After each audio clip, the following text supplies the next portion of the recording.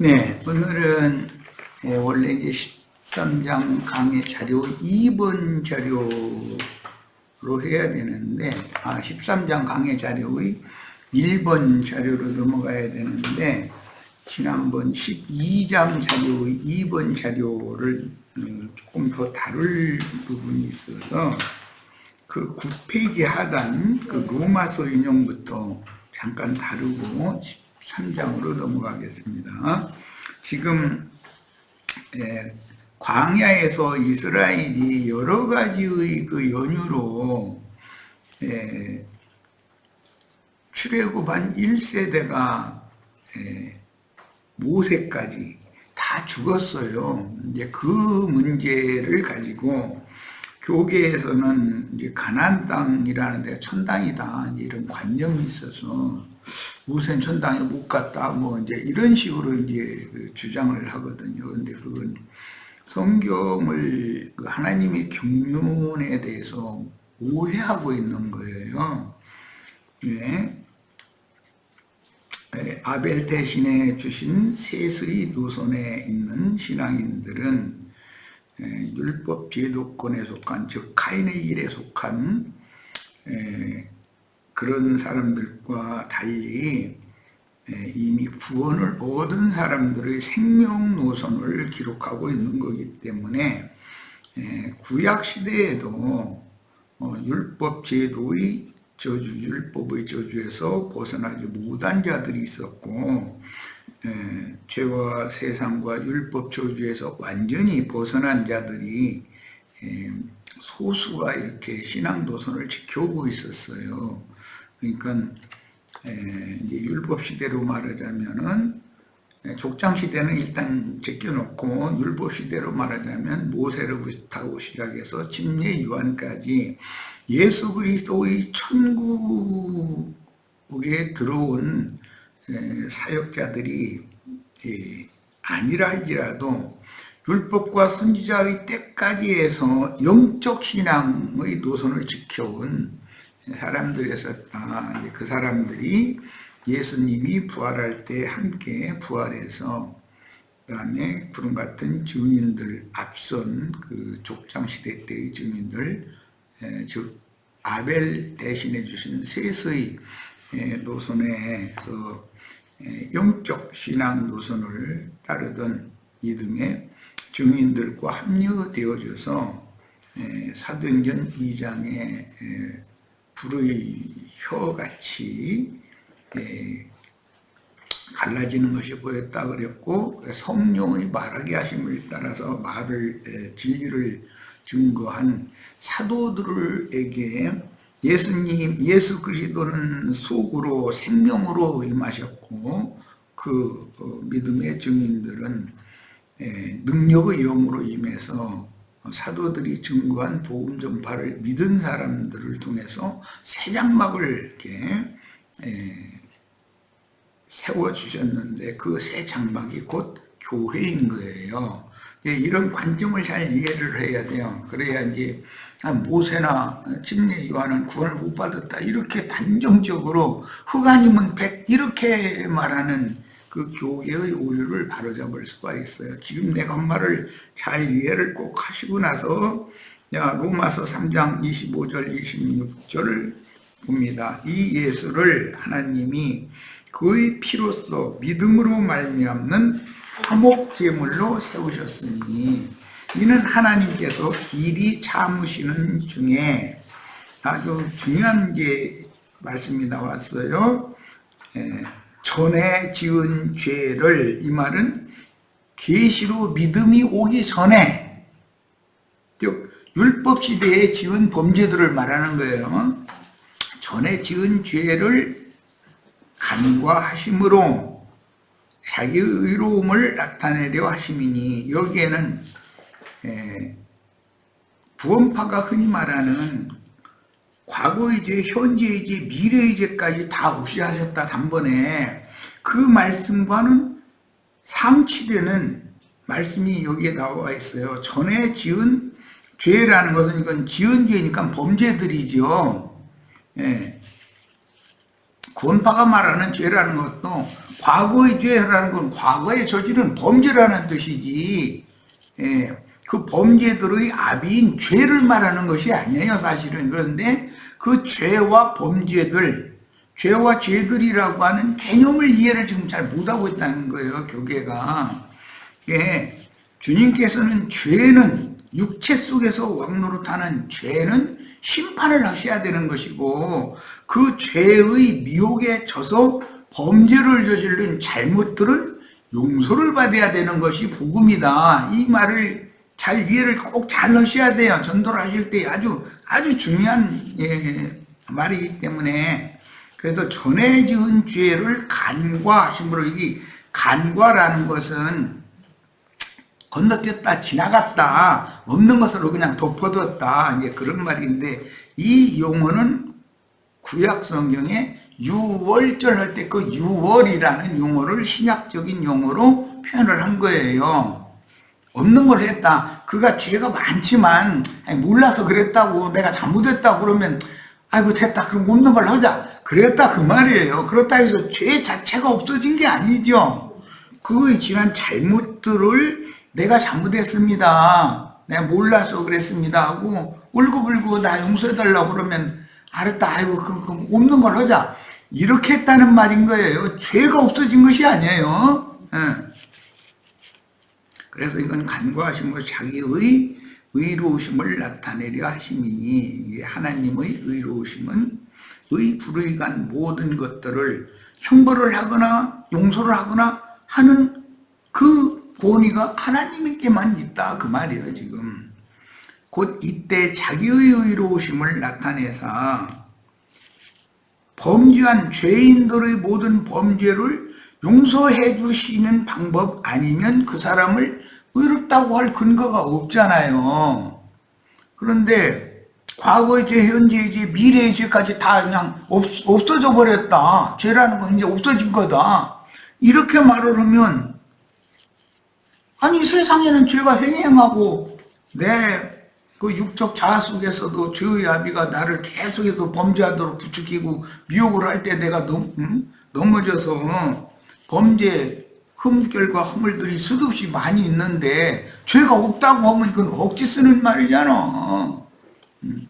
죄는 계속 육체 속에서 함께 거하면서 왕노릇하는데, 예수 그리스도의 은혜는 믿는 이들의 심령에 들어와서 영 안에서 은혜로 왕노릇을 해서 그리스도의 은혜와 심령 안에서 역사하는 그리스도의 은혜와 육체를 지배하고 있는 죄가 싸워서 결국은 은혜가 이긴다, 이게 복음이단 말이야.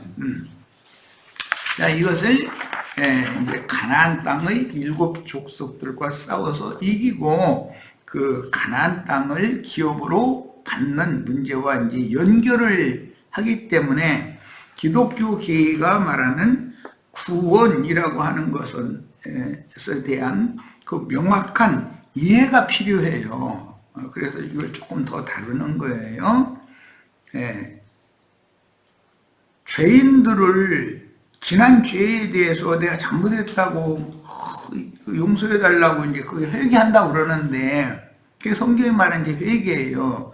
그러면 하나님이 그가 내가 잘못했다고 하는데 안 돼, 너 용서할 수 없어, 그러면 그건 하나님의 의가 아니라는 거예요. 잘못했다고 진심으로 뉘우치고 돌이키면 그 죄가 있지만, 그 범죄한 사실은 있지만, 지난날의 그 범죄에 대해서 용서를 해주고 난 그 근거가 있어야 그 사람을 너는 의로운 하나님, 의의 거하는 바 새하늘과 새 땅에 상속자, 후속자로 너는 의로운 자다, 너는 깨끗한 자라고 이게 증명해 줄 수 있는 근거가 있어야 되잖아요. 이것을 구속받았다 그러는 거다. 그러니까 기독교계의 특히 그 이제 형제회 계열 중에 구원파라고 하는 그 사람들이 이런 복음의 너무 중요한 문제를 너무 건너뛰어 버린 거예요. 이게 사람의 교훈으로 변질시키고, 이걸 잘 이해하셔야 되겠어요. 그래서 또한 예수 믿는 자를 의롭다 하리 하심이라. 그러면 용서받는 근거는 회개하는 것이고, 이제 회개한 자를 용서를 받고 나면 진리의 말씀이 그 속에 믿어지게 하는 믿음을 가지고 주님이 들어오셔서, 그게 이제 계시될 믿음이라 그러는데, 그 믿음의 주인께서 오셔서 나로 하여금 하나님의 이 구속 방법에 대해서 믿어지게 해줘야 된단 말이에요. 내가 스스로 어떤 범죄들을, 내가 스스로 무슨 선을 행하고 의를 행해서 이미 지난날 저지른 범죄들을 내가 탕감하거나 스스로 소멸시키는 방법은 없잖아. 이미 저지른 죄인데.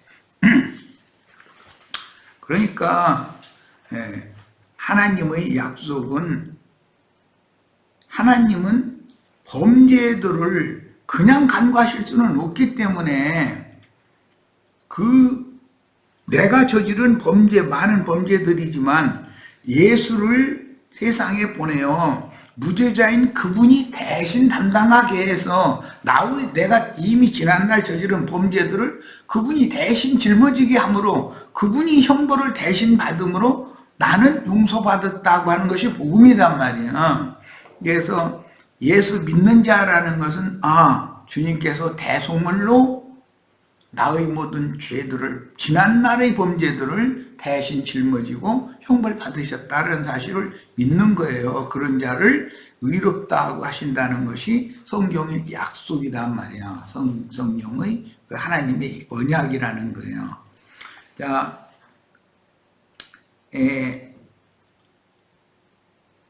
길이 참으시는 중에 전에 지은 죄를 간과하심으로 그랬는데, 이 말씀은 계시될 믿음이 오기 전에 라는 말이에요. 그러니까 믿은 날 이후에 저지른 범죄와 믿기 전에 저지른 범죄는 구분되겠죠. 이제 세상의 법으로도 어떤 범죄가 있어서 형무소에 가서 형을 몇십 년을 살아야 되는 사람을, 그 사람이 그런 범죄를 자기도 모르게, 이제 그 오범죄다 그러는데, 오살죄, 오범죄 이러는데, 자기도 모르게 저질렀다 이거예요. 자기 원치 않는데 그렇게 된 거예요. 그게 이제 로마서 7장에 그 바울 사도가 그 간증이 나왔죠. 자기는 마음의 법으로 하나님의 법을 지키기를 원해. 그런데 자기의 원하는 그 마음의 법을 이기고 다른 법을 행하는, 즉 죄와 사망의 법을 행하는 자신을 발견할 수밖에 없게 된 거예요. 그러니까 오호라, 이 사망의 몸에서 나를 건져낼 자가 누구냐, 이런 탄식을 해본 사람이 아니면 복음을 깨달은 사람이 아닌 거죠. 말하자면 이게 나라는 존재는 죄의 유혹을 스스로는 절대 이길 수 없는 존재라는 걸 알아야 된다는 것이에요. 자, 이게 이제 갈라디아 3장 23절에 믿음이 오기 전에 우리는 율법 아래 매임받고, 이 율법이라는 것은 유대인들은 시내산 토라 율법을 말하는 것이고, 이방인들인 우리는 마음에 새긴 율법이 이미 다 유전되고 있다 이거예요. 모든 세상 사람들은 의를 행하고 선을 행할지언정 불의를 행하고 불선을 행하는 것을 다 나쁘다고 정죄하잖아요. 나도 다 그렇게 하잖아요. 그런데 자기가 정죄하는 그 짓을 나도 모르게 허들하는 거예요. 이제 자기가 알고 있는 율법을 행하는 게 아니고, 이것이 믿음이 오기 전의 율법 아래 매임받은 사람들의 상태다 이거예요. 그러니까 죄의 본능은 율법에 있는 것이죠. 율법이 어디 뭔데 밖에 그냥 떠돌아다니는 게 아니고, 자신의 마음속에, 이방인들은 자신의 마음속에 이런 짓을 하면 안 되는 거야, 이런 일을 하면 선한 일이야 라고 자신이 이미 알고 있다 이거예요. 양심의 판단에 따라서. 그런데 율법 아래 매임받고 이제 계시될 믿음의 때까지 어디에 갇히냐면 율법 아래 갇힌다 이거, 모든 사람은. 그러니까 율법의 저주에서 해방받는 것이 죄와 사망의 법에서 벗어나는 길이다 이 말이에요, 결국은. 그러면 율법이 사람들을 얽매이고 심판하는 법으로 이용되지 말고 그 율법이 완전한 법으로 그리스도 율법으로 즉 그 죄인들을 풀어서 해방시켜주는 법으로 완성되어져야 되겠잖아요. 더 완전케 되어져야 되겠잖아요. 그래서 예수님이 오셔서 하신 일은 율법을 완전케 하러 오신 거예요. 완전하게. 그럼 완전한 법이라는 건 뭐냐? 조문의 율법을 재해석해서 영과 생명의 법으로 이것을 완성해가지고 우리들의 믿음의 법으로 받아들여서 천연적인 인간들이 이것은 옳은 일이고 이건 선한 일이니까 그것을 행해야 되고 그걸 행하지 않으면 정죄해야 되고 이런 것이 세상 나라에 뭐 멀리 갈 것도 없이 국회의원들 정치하는 사람들 말 들어보면 다 각자 옳은 말 하는데 다 그 사람들이 뒷구멍으로 도둑질해 먹고 다 우리보단 더 큰 도둑놈들이죠. 대통령 했다는 사람들, 무슨 장관 했다는 사람들, 국회의원 했다는 사람들, 자기네들 월급 모아가지고서 그렇게 몇백억씩 이렇게 모으고 그렇게 못할 거 아니야. 뭔가 무슨 다른 어떤 방법으로 그렇게 해서 치부를 했고 그런 것이 벌써 드러나지 않냐 이거야. 야, 그러니까 율법이라는 것은 그 법을 가지고 권위를 행사할 수 있는 사람들에게는 그들만을 위한 법이 되는 거예요. 그것이 위선이고 외식이지만 힘없는 사람들은 그 힘가진 자들이 다 도둑질을 해먹고 나는 뭐 예를 들어 마트에 가서 자식 먹여 살릴 것이 없어가지고 예를 들어서 뭐 라면을 몇 봉지 훔쳤다. 그러면 형벌을 있는 대로 법대로 다 받아야 돼. 그런데 라면 몇 개 까보고는 비교도 안 되는 어마어마한 부정행위를 해먹은 권세 가진 자들은 넘어가 버리잖아 그대로. 그러니까 이것은 그들이 전부 위선자들이라는 증거란 말이야. 나에게만 의를 요구하고 자신들은 나에게 요구하는 그 율법을 가지고 자신들은 오남용해가지고 빠져나가 큰 걸 도둑질해 먹고도 이거 세상 나라다 이거요. 그럼 세상 나라에 대해서 우리가 소망을 가지면 돼야 안 돼요. 힘이 없는 우리가 세상 나라에 대해서 세상 나라를 바르게 잡아보겠다고 떠들면 그게 돼요 그게? 그래서 세상 나라에서는 무슨 뭐 막 머리가 띠들고 확 나서서 암흑에 감옥 보내라 내려와라 떠들어도 그 사람들은 눈 하나 꿈쩍 안 해. 그 사람들은 그게 하는 일이니까.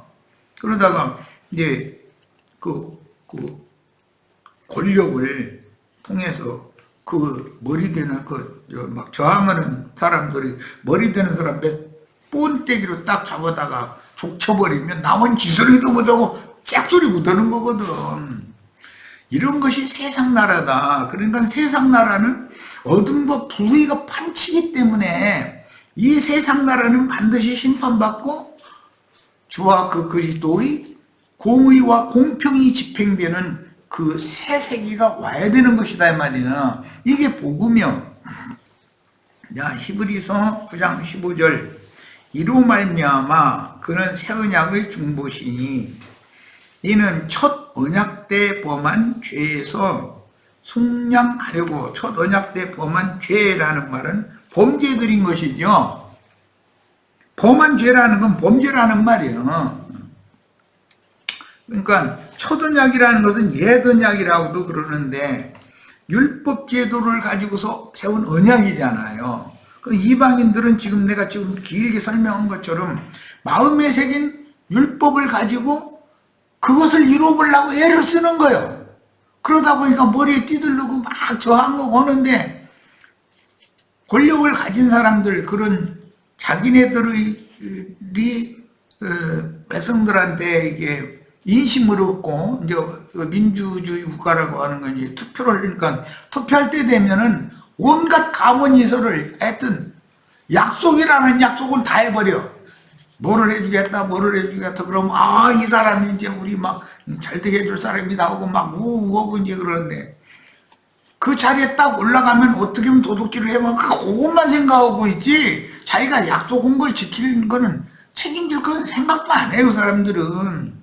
그러니까 이것은 세상 나라라는 것은 짐승 나라라고 하는 거잖아. 그래서 권력을 잡은 자들은 바다에서 올라온 짐승, 또는 교계의 권력을 잡은 자들은 땅에서 올라온 짐승, 이렇게 말하는 게, 그들은 모두 위선자들이고 거짓말쟁이들이지, 그들의 애비는 그 처음부터 거짓말한 자의 살인자인 마귀지 참 하나님이 아니단 말이에요. 종자가 그래서 그런 거예요. 그건 씨는 못 속에 세상 없어도.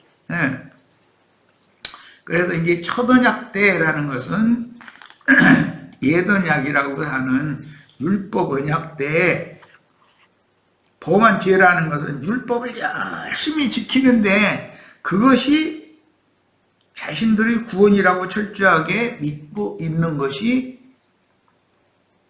권위를 가진 자들에게는 그것이 기득권이 되지만 그 율법을 이용하니까, 그러나 백성들은 율법을 행할 의무만 지지 권리는 없잖아. 백성들은 왕이나 제사장이나 이런 사람들은, 오늘로 말하면 대통령이나 뭐 장관, 국회의원 이런 사람들은 권리만 누리면 되지만 백성들은 의무만 해야 되잖아. 그리고 법 때문에.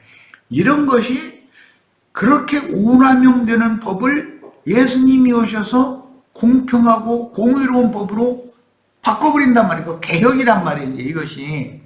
그리고 그 그리스도 율법에 따라서 법이 집행되는 메시아의 나라, 주님의 나라를 세우는 것이 성경 이야기다.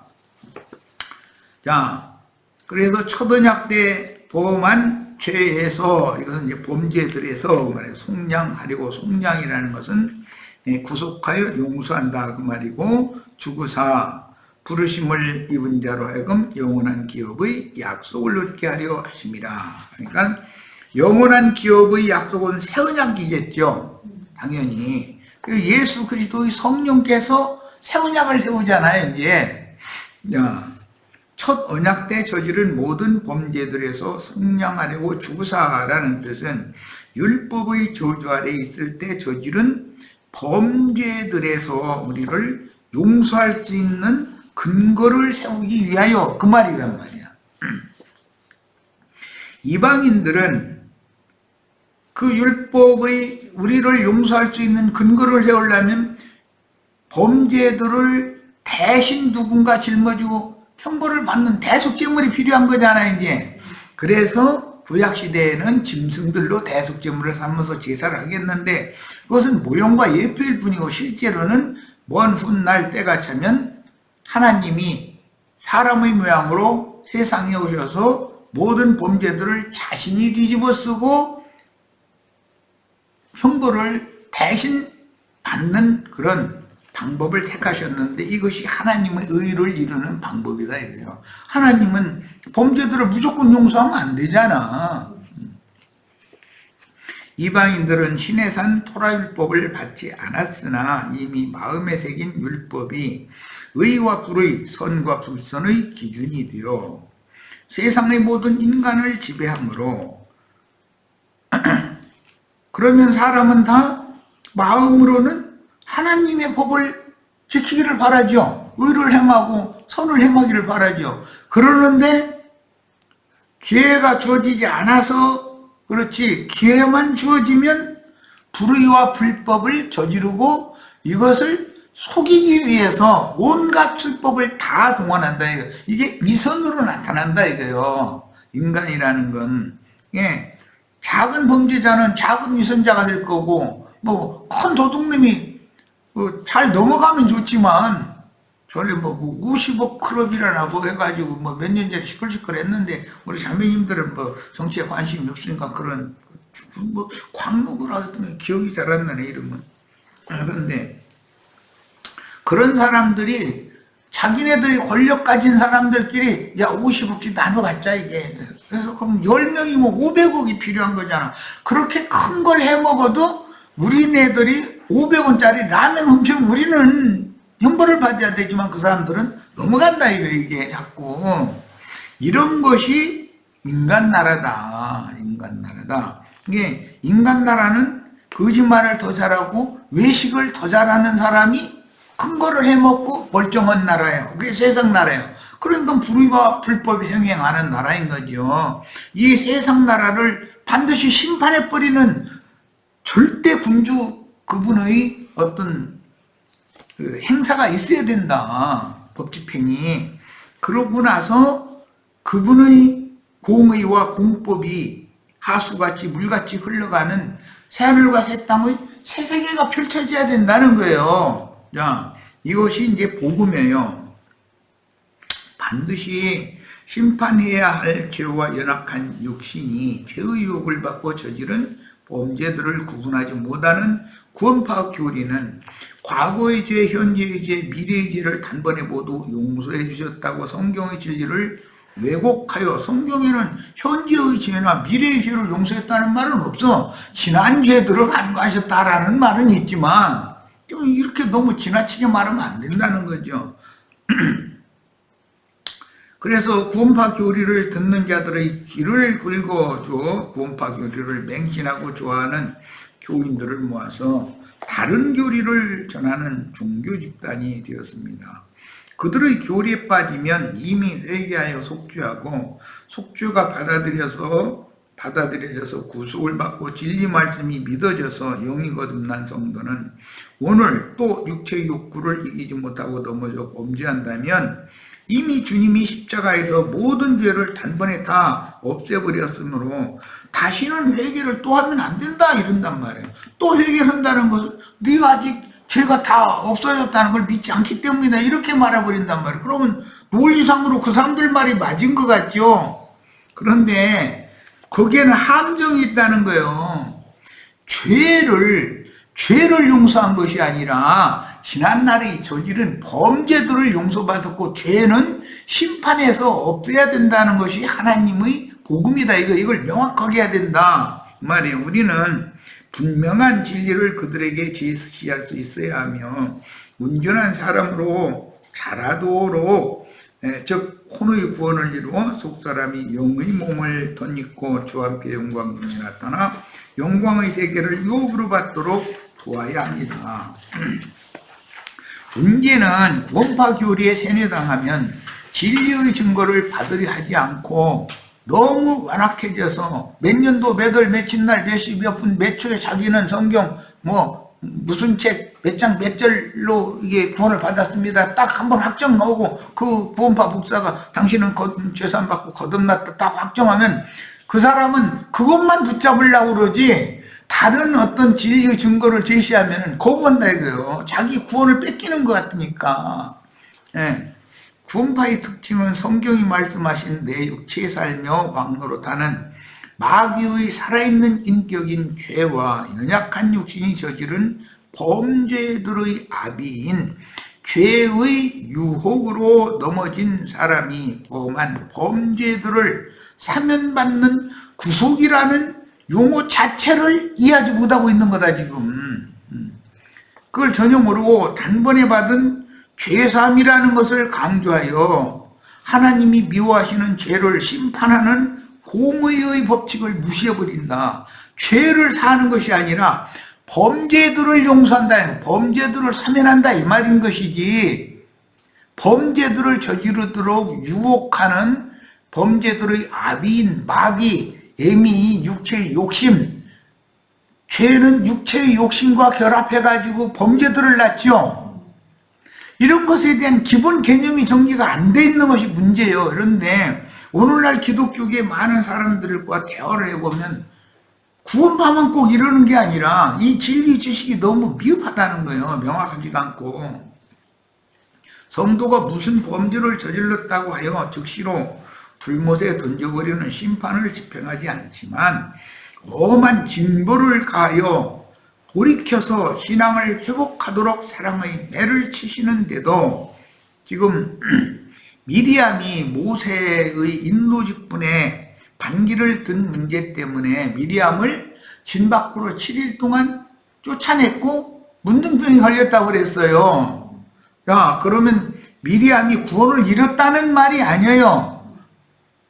애굽에서 6월절을 먹고 홍해를 건너 나올 때 구속받고 거듭난 거예요. 그건 예표인 거예요. 그게 그 구원, 영이 받은 구원이 이랬다 저랬다 없어지면 상황에 따라서 막 구원 받았다 또 뭐 없어졌다 이러는 것이 아니고 그 구원은 가지고 있으나 그렇게 영이 구원 받은 사람이 광야 교회 생활을 하는 동안에 저지른 범죄로 말미암아서 지금 징벌을 받는 것은 범죄 또 구원받은 사람도 얼마든지 범죄를 할 수 있다는 말이죠. 한번 죄사함 받고 거듭난 사람이라도 그야말로 기독교식으로 말하자면 지난 죄들을 사면받고 진리의 말씀 믿어서 거듭난 사람이라도 또 범죄를 저지를 수 있다는 말이잖아 지금. 그러면 그 사람의 구원이 취소되는가 그 말이에요. 그 말이 아니고 징벌을 통해서 자기가 또 저지른 범죄에 대해서 다시 회개하고 돌이켜야 된다라는 말이요. 그러니까 구원받기 우리는 다시 회개하면 안 된다고 그러죠. 당신의 죄가 없다는 것을 당신은 믿지 않는 것이기 때문에 계속 반복해서 회개하는 거 아니냐 이렇게 말한단 말이에요. 그게 얼마나 큰 말장난인지 오해인지를 잘 이해를 할 필요가 있어요. 구약 성경의 예로 들자면 1년 1차 행하는 대속죄일에 속죄제사가 받으심이 된 사람들만 속건제사를 매번 하는 거예요. 속죄제사를 받으심이 된 적이 없는 사람은 속건제사를 요구하지를 않아요. 즉 신약의 용어로 말하자면 이미 복음이 믿어서 구원 얻은 사람은 이미 영생을 얻은 거예요. 생명에서 사망에서 생명으로 옮겨진 사람이요. 그러나 그 사람이 또 범죄를 하면 어떻게 할 거냐 이거예요. 그러면 다시 회개를 하고 그 다음에 용서를 정확하게 받고 다시 생명의 세계인 교회에 다시 들어와서 신앙생활을 더 열심히 해서 범죄에서 넘어지지 않고 느슨하게 뒤따르는 사람보다 앞서서 가면 나중된 자가 넘어졌던 자가 일어나가지고 1등할 수도 있죠. 이것이 하나님의 복음 전도의 원칙이다 그런 말이에요. 자, 십자가에서 심판하신 육체의 죄와 연약한 인간이 죄의 유혹을 이기지 못하고 범한 연약한 육체의 범죄들을 사면받는 믿음의 법을 전혀 이해하지 못하는 그들의 교리에 미혹당한 신자들의 다른 교리는 그들의 아집이 되어 생애를 마치면 그들은 다른 교리에 잡힌 상태이므로 진리대로 판단하시는 주님의 심판대를 통과할 수가 없습니다. 예를 들자면 잠언서든가 전도서든가 내 기억이 저거한데 희미한데 의인은 7번 넘어졌을지라도 또 일으켜 주신다 이렇게 돼 있어. 의인이라는 넘어지지 않는다가 아니고 한두 번 이제 세상 사람 같으면 그렇게 해서 혼난 것이 한두 번이요? 이제 해도 너무해 다 이러고 돌아설 거 아니요. 그런데 6번 넘어지고 7번 넘어지면 사람들인데 아유 그 인간도 아닌데 다 잃어버리지. 그런데 하나님은 그거를 또 일으킨다는 거예요. 그러면 구원파가 말하는 그 교리와는 좀 안 맞는 거잖아 지금 이거는. 누가 의인이냐? 자주 넘어졌는데도 끝까지 일으킴을 받는 사람이 의인이야. 이 말은 끝까지 은혜에 붙어있는 사람이라야 의인이다 이런 말인 거예요. 그러니까 성경이 말하는 은혜가 왕노릇한다라는 그 말에 대해서 잘 이해가 있으셔야 돼. 그렇다고 뭐 또 이렇게 말하면 그럼 이제부터 은혜를 더 받기 위해서 가서 오늘부터 나 자꾸 넘어지고 돼지우리에 가서 막 둥그려야지 이제 그러라는 말이 아니고 정신들에서 살아도 나도 모르게 그렇게 또 넘어질 수가 있는 거예요. 언제 내가 선 줄로 알고 나는 다 뭔가 이룬 줄 알고 그렇게 하나님께서 고개를 잠깐 돌리면 그 사이에 벌써 넘어져 있는 걸 뭐 이게 인간이다라는 거예요. 그러니까 인간은 구원이라는 것은 오직 주님의 은혜가 되는 것이지 사람의 노력이나 힘으로 되는 게 아니다. 이제 이걸 강조하는 건데 예를 들면 1만 달란트 빚을 탕감받았으나 그 크신 용서를 무시하고 자기가 받을 100데나리온의 빚을 받기 위해서 누구의 목을 조인 자에게 내 스스로 1만 달란트의 모든 빚을 그 감옥에서 다 갚아라. 그 전에 나올 수 없다. 이렇게 마태복음 28장에는 이렇게 돼 있죠. 야, 그러면 속세의 빚이라면 세상 나라에 뭐 남한테 돈을 빌려왔으면 빚 그런 거라면 어떻게 옥중에서 감옥에 있는 사람이 무슨 재주로 갚어? 나가서 열심히 일을 해도 갚을 돈 말등인데 갚지도 못하지 이게도. 자, 큰 성 바벨론으로 상징되는 본문의 옥이라는 용어는 계시록 18장 2절 3절에 나오는 빌라케라는 영들의 옥이라는 용어로서 그곳의 옥에 갇혀 그들이 오해하여 굳어진 다른 교리의 오류를 깨달아 진리의 하나님께로 돌이킴으로 수치를 당하는 중에서 영이 빛을 받아가지고 빛이 임하면 어둠이 물러간다 이거예요. 그럼 이것이 그의 죄의 빚이 감옥에 갇힌 사람이 다 탕감 다시 받는 것이단 말이에요. 이게 그것이 자기 스스로 갚는다 그러지만 이 말은 빛이 임하여 깨닫고 돌이키면 하나님은 또 용서한다 그 말이란 말이에요. 그렇게 해석을 해야 맞지. 감옥에 사람 갖다 가둬놓고 더 1만 달란트 멀쩡히 사람 돌아다닐 때도 갚을 수 없는 그 액수인데 감옥에 갇힌 사람이 무슨 재주로 갚어. 자, 이런 말씀들에 대해서 오해가 있어서는 안 되겠어요. 잘못된 교리로 세뇌당한 자가 필라케라고 하는 감옥 종교체제의 다른 교리로 굳어진 육적 자아에서 즉 이생이 닿기 전에 회개하고 용서를 다시 받아서 바른 교훈으로 돌아서야 된다. 1만 달란트를 원래 탕감받은 건 지난 죄들에 대해서 회개했기 때문에 탕감받은 것이잖아요. 그런데 감옥에 들어가서 1만 달란트를 네가 스스로 다 갚지 않고는 너 감옥에서 못 나온다 이 말은 무슨 말이요? 자기가 1만 달란트 탕감받았던 그 은혜를 무시하고 내가 받을 거 있는 50데나리온? 그러니까 100데나리온 얼마 그거 받으려고 뭘 줘였다는 말은 자기는 은혜를 입어야 되고 저 사람은 율법으로 다스려야 되고 이런 관념이 있었다라는 거잖아요. 거기에 대해서 내가 복음을 오해하고 있었고 하나님께서 나에게 베푸신 은혜를 내가 좀 잘못 행하고 있었구나 라고 깨닫고 돌이켜서 또 용서를 받는 방법 외에는 감옥에서 나올 방법이 없다 이런 말이에요. 우리 형제 자매님들은 이제 남은 부분은 그냥 13페이지까지 해서 긴데 읽어보시기로 하고 저 시간은 이 정도에서 마칠 겁니다. 그런데 우리 형제 자매님들은 그런 성경 말씀을 오해해서 내가 스스로 1만 달란트를 내가 감옥에서 다 갚아가지고 나는 하나님 영광에 나갈 수 있다 이렇게 생각하면 그건 가능하지가 않은 얘기인 거예요. 하나님은 사람에게 항상 둘째 아들이 아버지 집을 떠났지만 나가서 그가 무슨 짓을 하고 다니면서 허랑방탕해서 어떠한 범죄들을 많이 저지른 거 하나님이 다 알고 있지만 그에 대해서 이러쿵저러쿵 따진다 보면 그 아들이 아버지 집에 돌아올 그 문이 길이 막혀버리는데 그게 가능하겠냐 이거요.